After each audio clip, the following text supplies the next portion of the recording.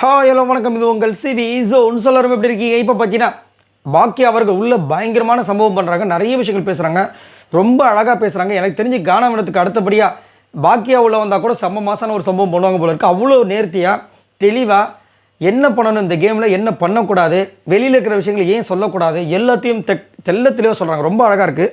So அவங்களே வந்துட்டு விஜய் பார்வதி வந்து இது மாதிரி போய் எல்லாருக்கிட்டையும் கேட்குற மாதிரி கேட்குறாங்க. அப்போது ஒரு சூப்பரான விஷயத்த சொன்னாங்க, அதை பற்றி பார்க்கலாம். அதுக்கு முன்னாடி பார்க்குற எல்லாருமே நம்மளோட சேனலை சப்ஸ்கிரைப் பண்ணிட்டு பாருங்கள், லைக் பண்ணுங்கள், கமெண்ட் பண்ணுங்கள், ஷேர் பண்ணுங்கள், மறக்காமல் சப்ஸ்கிரைப் பண்ணுங்கள். ஏன்னா நீங்கள் கொடுக்குற சப்போர்ட் தான் நம்மளோட சேனல் அடுத்த கட்டத்துக்கு போகும்.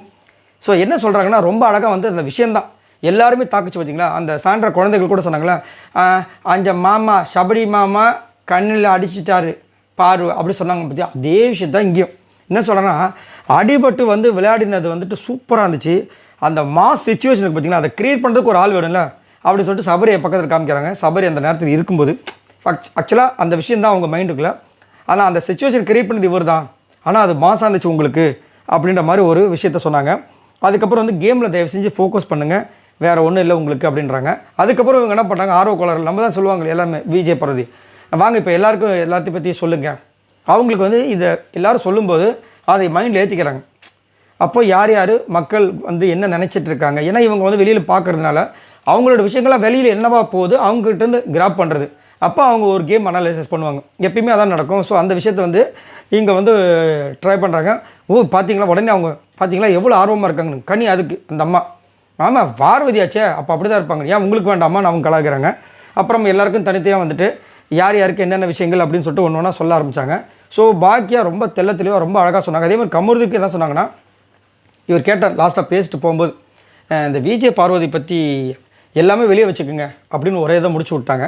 அதேமாதிரி ரெண்டு பேருக்குமே, அதாவது நம்ம கமருதீனுக்கும் கானவனத்துக்கும் முக்கியமாக ஒன்று சொன்ன விஷயம் ரொம்ப அழகாக இருந்துச்சு. என்னென்னா, பாண்டிங் ரொம்ப நல்லாயிருக்கு, நீங்கள் வந்து ஃப்ரெண்ட்ஷிப்க்கு ட்ரூவாக இருக்கீங்க.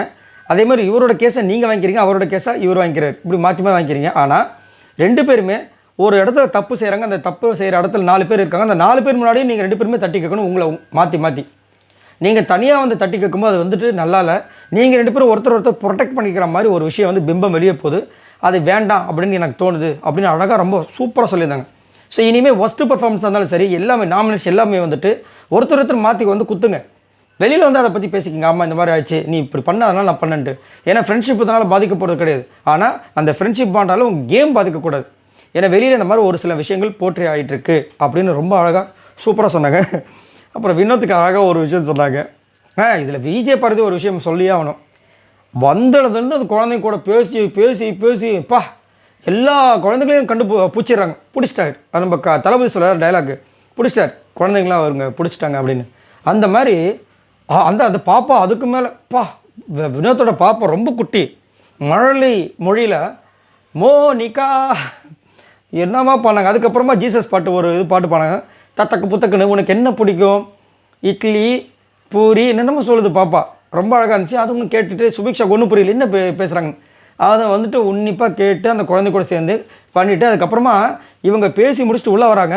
அந்த பாப்பா சொல்லுது, பார்வதி ஆண்டி, பார்வதி அத்தை பாருமா அப்படின்றாங்க. குட்டி பார்வதி அத்தை பாரு, சான்ஸ் இல்லைங்க. குழந்தைங்களை வந்து பிடிக்கிறது பெரிய விஷயம். ஏன்னா சான்ஸ் இல்லை, எல்லோரும் அதுக்கு பாடுபடுறது பெரிய விஷயமா இருக்கும். உள்ளே போனோன்னு அந்த குழந்தை நம்மளை பார்த்து சிரிச்சிச்சின்னா எல்லாமே நம்மளோட கவலைகள்லாம் ஸ்ட்ரெஸ்லாம் மறந்துடும். ரைட், சரி, இதை பற்றி உங்களோட கருத்துக்களை சொல்லுங்கள். பாய் நண்பர்கள்.